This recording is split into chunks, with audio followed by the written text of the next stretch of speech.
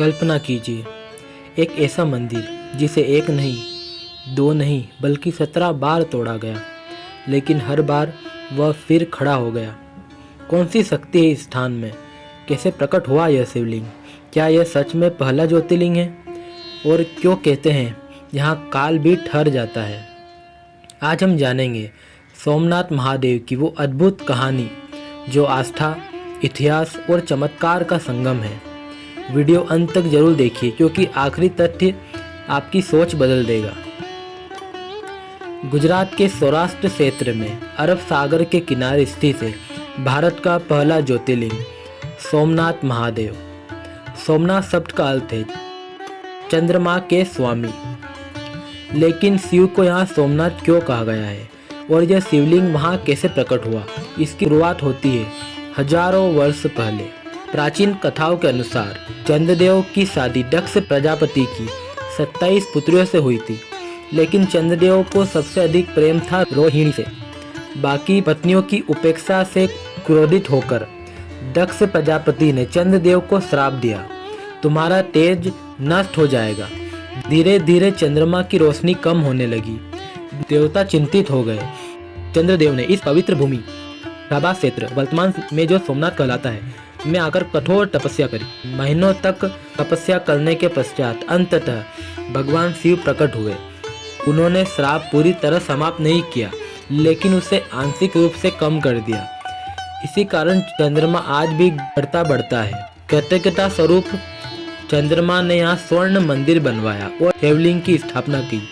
यहीं से प्रारंभ हुआ सोमनाथ ज्योतिर्लिंग का इतिहास। सोमनाथ सिर्फ आस्था नहीं है, यह संघर्ष की कहानी भी है।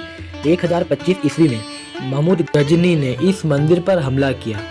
मंदिर को तोड़ा गया, धन लूटा गया, लेकिन कहानी यहीं खत्म नहीं हुई। राजा और भक्तों ने इसे फिर बनाया। गुजरात के राजा भीम ने इसका पुनर्निर्माण करवाया।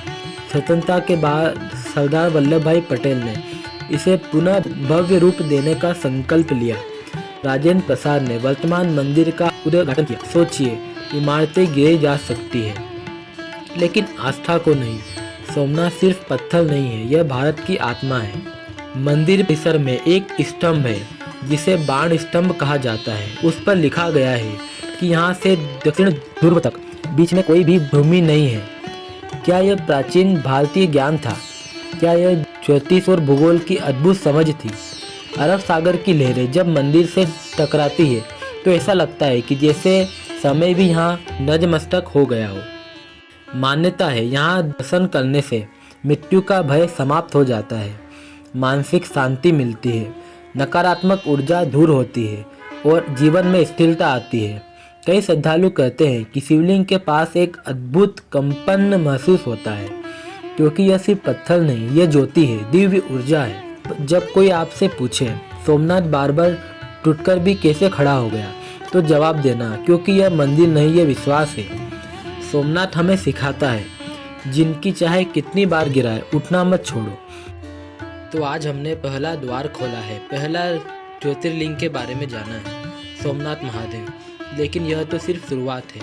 अभी 11 और दिव्य शक्तियाँ हमारा इंतजार कर रही है। हर ज्योतिर्लिंग की अपनी कथा है, अपना रहस्य है और ऐसी घटनाएं हैं जो शायद आपने पहले कभी नहीं सुनी होगी। कल्पना कीजिए, जब हम एक एक करके इन 12 ज्योतिर्लिंगों की यात्रा भी करेंगे तो सिर्फ जानकारी नहीं मिलेगी, आपका दृष्टिकोण बदल जाएगा। और अगर आप सच में इस दिव्य यात्रा का हिस्सा बनना चाहते हैं तो अभी चैनल को सब्सक्राइब कर लीजिए, क्योंकि अगली कड़ी में हम जिस ज्योतिर्लिंग की कहानी लेकर आ रहे हैं वह इससे भी अधिक रहस्यमयी है। यह सीरीज अधूरी नहीं छोड़ी जाएगी।